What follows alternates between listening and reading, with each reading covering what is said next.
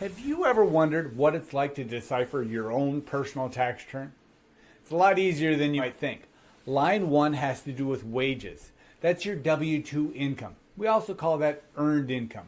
Line 2 and 3 is unearned income from interest or dividends. The dividends has a column that says qualified, and then to its right you see the other column, and that's added to your taxable income. We're headed for line 15, taxable income. Lines 4, 5, and 6. That has to do with your retirement income. That's interest from income from IRAs or pensions or Social Security. Stay tuned for another video that I have about how much of my Social Security is added to taxable income versus how much of it is taxed.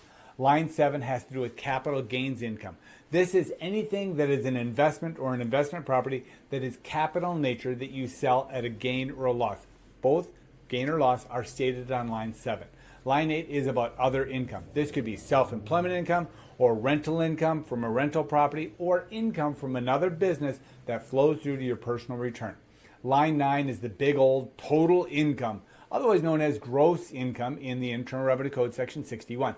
Line 10, we take some adjustments, both positive and negative. First we take the additions, then we take the subtractions, both stated and calculated on Schedule 1, flowing through to that line 10.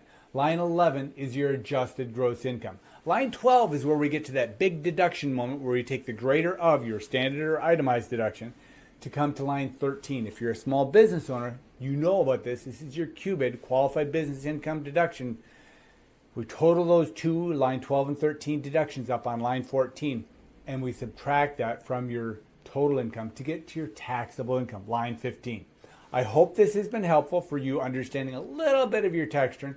Please stay tuned for other videos where I go over your marginal income tax bracket and explain your filing status or your filing status. Give me a call at 763-878-8481 or click on the link below. Best Tax Pro.